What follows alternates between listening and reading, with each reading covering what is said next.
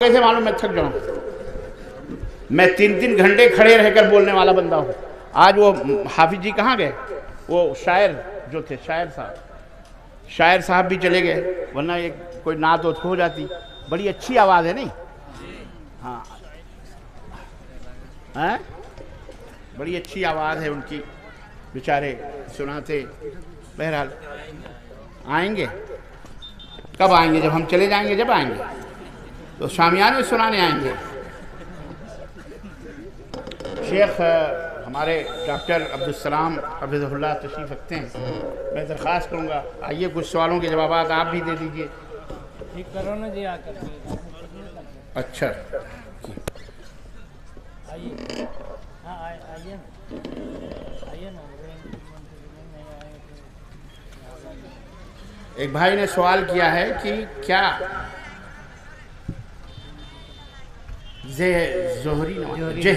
जहरी नमाजों में मुक्तदी इमाम के साथ सूरह फातिहा पढ़ सकते हैं या नहीं? जहरी नमाजों में क्या है? सिर्री नमाजों में, जहरी नमाज हो या सिर्री नमाज हो, दोनों में सूरह फातिहा पढ़ना वाजिब और फ़र्ज़ है। बग़ैर सूरह फातिहा के नमाज नहीं होती, बग़ैर सूरह फातिहा पढ़े हुए नमाज नहीं होती, क्योंकि अल्लाह के रसूल सल्लल्लाहु अलैहि वसल्लम ने फरमाया मन लम यक़रा बिफ़ातिहतिल किताब फ़ला सलात लह, जो नमाज में सूरह फातिहा ना पढ़े उसकी नमाज नहीं होती। चाहे वो इमाम के पीछे हो या चाहे वो अकेले हो, चाहे फ़र्ज़ पढ़े या नफिल पढ़े, जहरी नमाज हो या सिर्री, उसके बगैर नमाज नहीं हो। तशरीफ़ रखें, तशरीफ़ रखें, कुर्सी ले लें, कुर्सी ले लें।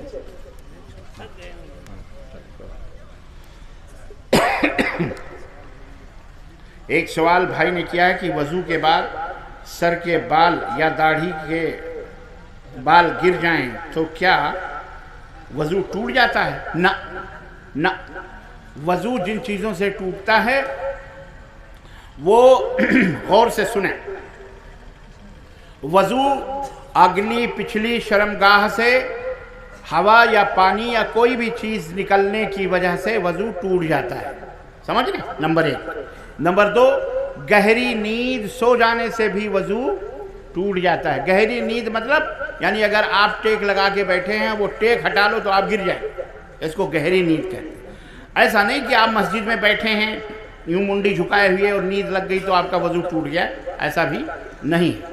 टेक लगा के तो नींद तो वज़ू टूट जाता है। इसी तरह बेहोश हो जाने से वज़ू टूट जाता है, पागल हो जाने से वज़ू टूट जाता है। इसी तरह से और क्या है? और बोलो। हाँ हाँ बोलो, कुछ बोले वहाँ। हाँ, नाक से नक्सीर फूट जाने से नहीं टूटता वज़ू, वज़ू टूट जाता है। नाक से नक्सीर फूटने से भी वज़ू टूट जाता है, और या नहीं टूटता, नाक से नक्सीर फूटने से वज़ू नहीं टूटता, हवा निकलने से वज़ू टूटता है कि नहीं? और हाँ, ऊँट का गोश्त तो खैर आपको मैसर ही नहीं यहाँ पे। ऊँट का गोश्त अगर कभी गए उम्रा करने, हज करने और कहीं मिल गया, या कहीं यहाँ ऊँट ज़बा हो गया और आपको मिल गया, तो उस वज़ू बावज़ू है तो उसके खाने से भी वज़ू टूट जाता है। इसी तरह से अपनी शर्मगाह को बग़ैर, वो बावज़ू रहें अगर आप, बग़ैर किसी कपड़े के, हिजाब के, पर्दे के अगर अपनी शर्मगाह को छू लें तो उससे भी वज़ू टूट जाता है। और किसी को कुछ याद है? इंशाल्लाह इतनी चीज़ों से वज़ू टूट जाता है।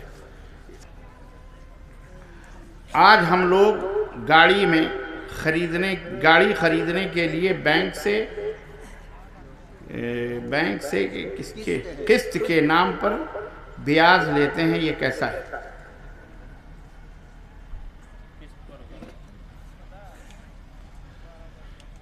ये एक मसला है, ज़रा लंबा मसला है।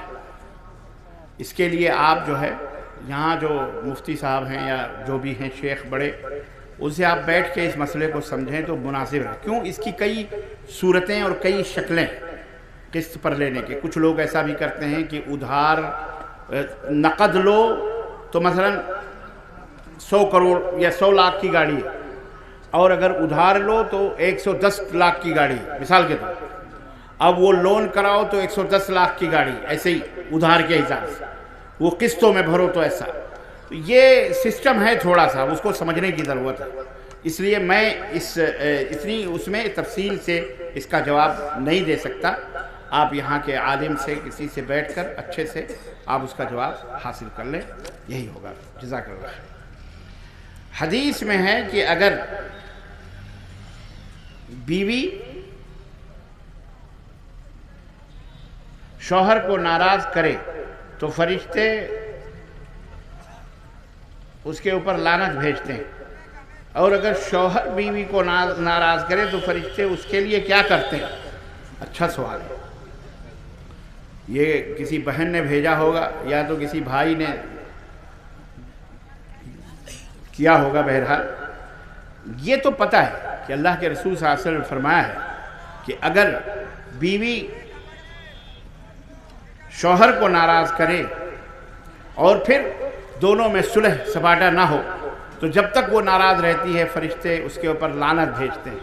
اور فرشتے بلکہ جنت کی حوریں لعنت کرتی ہیں کہ بد نصیب عورت تو لیکن وہ ناراضگی بھی وہ شوہر کی جو ناراضگی ہے وہ حق بجانب ہو. ایسا نہیں کہ پی کے آئے اور بیوی ناراض ہو جائے تو کہے تیرے اوپر لعنت ہوگی، دیکھ میرے سے ناراض ہو گئی، یا آ کے مارے پیٹے ناجائز طریقے سے. سمجھ رہے ہیں؟ یہ ناراضگی ناجائز طریقے سے ستائے، بیوی ناجائز کام کرے، ناجائز طریقے سے کام کرے اور شوہر کی خدمت نہ کرے، ستائے، اسے گالی بکے، اسے اور جو کچھ بھی کرنا چاہے کرے، تو ایسی بیوی کو چاہیے کہ وہ اللہ سے ڈرے، کیونکہ اس کے اوپر اللہ کے فرشتوں کی لعنت ہو سکتی ہے. لیکن شوہر بیوی کو ناراض کرے تو فرشتے اس کے لیے کیا کرتے ہیں؟ ہمارے نبی صلی اللہ علیہ وسلم نے اس سلسلے میں کوئی بات نہیں بتائی، اس لیے ہم کو نہیں معلوم کہ اس کے لیے کیا حکم ہے. بلکہ شوہر کو چاہیے، میں سمجھتا ہوں کہ شوہر کو چاہیے کہ اپنے پیار کو ناراض نہ کرے، بلکہ وہ عورت، دیکھو عورت کا مسئلہ اور بیوی کا مسئلہ آپ نے بڑے نازک وقت میں چھیڑا ہے اس وقت، جو بڑا عجیب و غریب ہے، اور سب لوگ سو رہے ہیں، آدھی بات سن کے آدھی بات جا کے کچھ الٹی سیدھی حرکتیں کر سکتے ہیں. میاں بیوی کا مسئلہ بڑا نازک ہوتا ہے. اس میاں بیوی کے جھگڑے میں تیسرا کوئی پڑے بغیر بلائے ہوئے تو وہ سب سے بڑا احمق اور بیوقوف ہوتا ہے. بعد میں وہ دشمن ہو جاتا ہے کیونکہ میاں بیوی آپس میں کمپرومائز کر لیتے ہیں.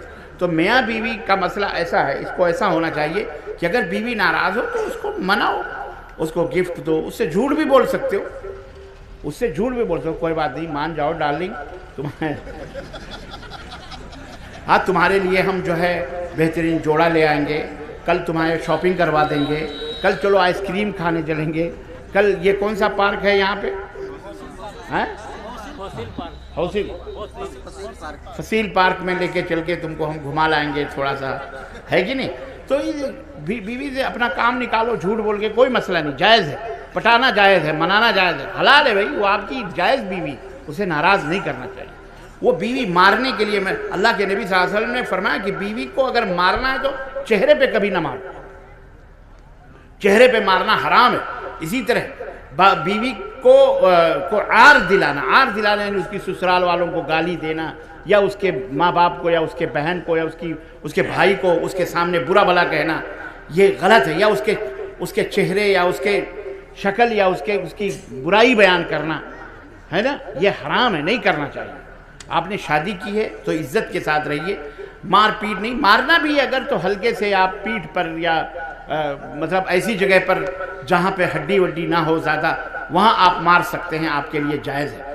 سمجھانے کے لیے، یہ نہیں کہ بدلہ لینے کے لیے لے کے وہ ڈنڈا اور بیل اور گائے اور بھینس کی طرح اس کو پیٹیں اور کاٹیں، یہ جلاد ہے، ایسا آدمی ظالم ہے، یہ جائز نہیں ہے اس کے لیے. اور عورت کتنا صبر کرے گی. بہرحال یہ غلط بات ہے، ایسا مسئلہ بڑا ٹیڑھا ہے. نماز کے دوران اگر چھینک آ جائے تو الحمدللہ پڑھنا چاہیے یا نہیں پڑھنا چاہیے؟ الحمدللہ نہیں پڑھنا چاہیے. یہ کیا ہے؟ اگر کوئی پڑوسی دوسرے پڑوسی کو بار بار پریشان کرتا ہے تو اس کے ساتھ کس طرح سے پیش آنا چاہیے؟ میں آپ میں کیا ہے یہ زیادتی کر رہا ہوں، پھر بھی وہ نہیں مانتے. میں خیر مطلب یہ ہے کہ اگر کوئی پڑوسی آپ کو تنگ کر رہا ہے تو اسے سمجھاؤ، اس کے ساتھ حسن اخلاق. اگر وہ گالی دیتا ہے صبر کرو، اگر وہ تنگ کرتا ہے بہت زیادہ تو اگر آپ کے بس میں تو اس کا چھوڑ کر کے چلے جاؤ، دوسری جگہ گھر بنا لو. اگر نہیں، اب یہ بھی بڑا مسئلہ ہے، وہ پڑوسی اللہ اسے ہدایت عطا فرمائے. صبر کرو گے تو اس پڑوسی کو اللہ تعالیٰ عذاب میں مبتلا کرے گا. یہ بھی یاد رکھو، واتق دعوت المظلوم. اللہ کے رسول صلی اللہ علیہ وسلم نے فرمایا مظلوم کے دل کی آہ سے بچنا چاہیے، اس لیے کہ اللہ کے درمیان اور اس کی بد دعا کے درمیان اس کی دعا کے درمیان کوئی پردہ نہیں ہوتا، وہ ڈائریکٹ اللہ تبارک و تعالیٰ تک وہ دعائیں پہنچتی. اس لیے ہر پڑوسی کو ڈرنا چاہیے کہ کہیں ہماری وجہ سے اسے تکلیف نہ ہو. معافی مانگے، اسے جا کر کے اس کے گھر تحفہ دے، گفٹ دے، ہدیہ دے. اس کے ساتھ جو ہے کیا کہتے ہیں بدتمیزی نہیں کرنا چاہیے. ایک دفعہ مدینے کے اندر نبی کریم صلی اللہ علیہ وسلم کی خدمت میں ایک شخص آیا اور اس نے کہا کہ میرا پڑوسی مجھے بہت تنگ کرتا ہے، میں کیا کروں؟ تو اللہ کے رسول صلی اللہ علیہ وسلم نے فرمایا سمجھاؤ، بتاؤ اسے. اس نے کہا نہیں، بہت تنگ کرتا ہے. تو اللہ کے نبی نے کہا کہ اپنا پورا سامان نکال کر کے گھر کے باہر سڑک کے اوپر رکھ لو. کہا پھر جو بھی کوئی پوچھے تو بولو ہمارا پڑوسی ہمیں تنگ کرتا ہے اس لیے میں باہر ہوں.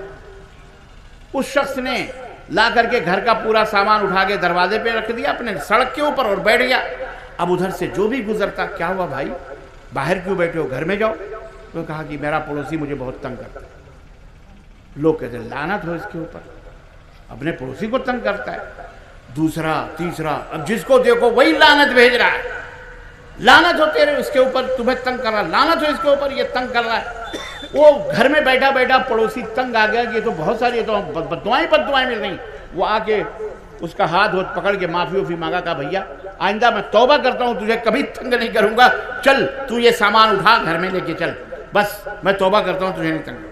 اس کا معاملہ سدھر گیا. لیکن یہ کام کون کرے گا؟ جسے اللہ کا ڈر ہوگا، جسے اللہ کا خوف ہوگا. جسے اللہ کا ڈر نہیں، جسے حرام کا ڈر نہیں، حلال کا ڈر، اسے کیا ہے؟ لیکن پھر بھی اسے اللہ سے ڈرنا چاہیے. جنازے کے آگے آگے آدمی کا چلنا کیسا ہے؟ جنازے کے پیچھے چلنا چاہیے، جنازے کے آگے نہیں چلنا چاہیے، سنت کے خلاف. شیخ ہمارے یہاں شادیوں میں جہیز کے نام پر نقدی کا لین دین ہوتا ہے جو 50,000 سے لے کر لاکھوں میں ہوتا ہے. تو یہ ہے لڑکا اسی رقم سے دلہن کا جوڑا اور مہر بھی سجاتا ہے. حد تو یہ ہے کہ لڑکا اسی رقم سے دلہن کا جوڑا اور مہر بھی سجاتا ہے. کیا یہ جائز ہے؟ ایسے نامرد کو شادی کرنے کا حق ہی نہیں. اسے جا کے چلو بھر پانی میں ڈوب کے مر جانا چاہیے. وہ مسلمان کہلانے کا بھی حق نہیں رکھتا. اتنا بڑا خناس آدمی شیطان جہیز لیتا ہے، جہیز کے رقم لیتا ہے 50,000 سے لاکھوں تک، پھر اس میں مہر بھی اسی پیسے سے. اعوذ باللہ، ایسا بھی ہوتا ہے کہیں؟ یہ کسی نے لکھا ہے تو اس کا مطلب ہے یہ حرام ہے، یہ حرام ہے، یہ حرام ہے، واللہ حرام ہے، یہ ظلم ہے. میں تو کہتا ہوں ایسے لونڈوں کو لڑکی نہیں دینی چاہیے. ایسا بنا دو اسے سماج کے اندر کہ وہ ڈھونڈے، تلاش کرے، کوئی کانا کھودر بھی، کانی لنگڑی لولی بھی تلاش کرے، اسے نہ ملے کبھی نہیں. ایسے لڑکوں کو اپنی لڑکیاں نہ دو جو اتنا اپاہج ہو، اتنا بڑا انٹرنیشنل فقیر ہو، قلاش ہو، بھکاری ہو. میں اپنی باؤں بہنوں بیٹیوں سے کہوں گا کہ ایسے مردود کے بارے میں سنو تو اس کے اپنے باپ سے کہہ دو کہ میں ایسے نامرد سے شادی نہیں کرتی جو جورو کا دیا ہوا پہنے، جو جورو کے سامان سے جہیز الٹا دے، ہمارے پیسے ہم ہی کے اوپر لوٹائے. میں ایسے مرد کے ساتھ میں کنواری رہ لوں گی، لیکن ایسے نامرد کے ساتھ میں کبھی نہیں رہوں. یہ نامرد ہے، یہ مرد ہے، یہ انسان نہیں، یہ حیوان ہے جو انسانیت نہیں سمجھ رہا ہے. ایسے لوگوں کو اپنی بیٹیاں مت دو. سماج میں ایسا محروم کر دو کہ یہ اس کو کوئی اپنی بیٹی نہ دے، ترس جائے، مانگے، فری میں بھی مانگے نہیں، ہم خرچ کریں گے، ہم محل، پھر بھی اس کی ناکوں چنے چبواؤ، تب یہ سدھریں گے یہ لوگ. استغفر اللہ، استغفر اللہ. سماج کے اندر اس طرح کی گندگیاں پھیل رہی ہیں اور آپ لوگ بیٹھ کے یہاں جلسے کروا رہے ہیں، سن رہے ہیں. کیا فائدہ؟ اس کے اوپر اگر عمل نہ ہوگا، میری آواز میری بہنوں تک جا رہی ہے، سنو، اسلام کے اندر صرف یہی حق نہیں ہے کہ ابا جس کے ساتھ بھی لولے لنگڑے کے ساتھ بھی بیٹی دے دیں اور کہہ دیں بٹیا بس میں دے رہا ہوں، یہاں سے تمہاری ارتھی اٹھنی چاہیے، جنازے نکلے گا، نہ، اسلام میں یہ سب نہیں ہے۔ اسلام میں لڑکی کو بھی حق حاصل ہے کہ وہ فیصلہ کرے، وہ کریں گے شادی کی نہیں کریں گے، پوچھے کہ آپ میری شادی کس لڑکے سے کر رہے ہیں، اگر اسے پتہ چلے کہ یہ لڑکا ایسی حرکتیں کرتا ہے تو کہہ دے ابا یا بھیا میں ایسے لڑکے سے شادی نہیں کروں، میں کنواری رہ لوں گی لیکن میں ایسے لڑکے سے شادی نہیں کروں۔ تمہیں حق حاصل ہے میری ماں بہنوں، اسلام نے تمہیں یہ حق دیا ہے، اگر اس حق کا تم اگر استعمال نہیں کرو گی، بعد میں پچھتانا، بعد میں رونا، بعد میں چلانا، یہ تمہاری حماقت ہو۔ اسی طرح سے وہ عورتیں، یہ سنو مسلمانوں، اسلام کے اندر پورا سسٹم موجود ہے، وہ عورتیں جو اپنے مردوں سے ناخوش ہیں یا ان کا مرد شرابی، جواڑی، رشوت لینے والا، سود کھانے والا، زانی، فاحش ہے، بے نمازی ہے، اور اسے سمجھائے، وہ سمجھاتی ہے پھر بھی نہیں مانتا، الٹا مارتا ہے، پیٹتا ہے، ایسی عورت یہ نہ کہے کہ اب ہماری تو شادی ہو گئی تو ہم کیا کریں۔ سنو، جس طرح مرد کو طلاق دینے کا حق حاصل ہے، اسی طرح عورت کو بھی طلاق دینے کا حق حاصل ہے۔ اسلام نے کسی کو مجبور نہیں کیا ہے، یہی اسلام کی سچائی اور خوبی ہے۔ جس طرح اور مرد کہتا نا طلاق طلاق طلاق طلاق طلاق ہزاروں لاکھوں، بڑی مردانگی دکھاتا ہے منحوس، عورت کو بھی حق حاصل ہے کہ اگر اس کا شوہر اپنے شوہر سے سرٹیفائی نہیں ہے، اپنے شوہر اس کا شوہر اس کے اوپر ظلم کر رہا ہے، اس کا پتی اس کے اوپر مارتا ہے، پیٹتا ہے، شرابی ہے، نہیں سکون ہے اس کو، یا بے نمازی ہے، تو ایسے مرد کے ساتھ نہ رہے، اسے کہتے ہیں، اس سے وہ کیا لے لے؟ خلا۔ اسے کیا کہتے ہیں؟ خلا لے لے، خلا، جس کو اردو میں خلا کہتے ہیں، خلا لے لے۔ خلا کا مطلب کیا ہے؟ خلا کا مطلب یہ ہے کہ ذمہ داروں سے بیٹھ کر کے کہ ہم کو خلا دو، وکیل لائر سے پیپر اوپر لے کے، گورنمنٹ کے ہاں پیپرز اس کے موجود ہیں، اور خلا لے کر کے سائن کروا لے، ہم نہیں رہیں گے تمہارے ساتھ، ورنہ تمہارا معاملہ صحیح کرو اپنا۔ اسلام نے مجبور نہیں کیا، پھر وہ اپنی شادی کہیں بھی کرے اپنی مرضی سے، یہ سب اسلام ہے۔ ہم سبوں نے دوسروں کی کلچر، دوسروں کے ثقافت اور دوسروں کی تہذیب میں رہ کر کے وہی گندگیاں ہم نے اپنے اوپر اوڑھ لی ہیں۔ اب کہو گے اس کی شادی کون کرے گا؟ بہت سارے لوگ ہیں بیچارے جو ان کی بیوی مر گئی ہے، ان سے وہ شادی کر لے، نہیں تو ایک شخص 2 شادیاں کرے، 3 شادیاں کرے، 4 کرے، اسلام نے یہاں تک اجازت دی ہے۔ آپ تو اسے حرام سمجھتے ہو، کفر سمجھتے ہو۔ مرد جا کے ادھر ادھر زنا کرے، عورت اسے غلط نہیں سمجھے گی، لیکن اگر وہ ایک اور شادی کر لے، دوسری کر لے، تو بہت بڑا پاپی کہے گی۔ اسی لیے تو بدکاریاں پھیل رہی ہیں، اسی لیے تو زناکاریاں ہو رہی ہیں، اور کیا وجہ ہے؟ آپ نے اسلام کے نظام اور سسٹم کو فالو نہیں کیا، اس کو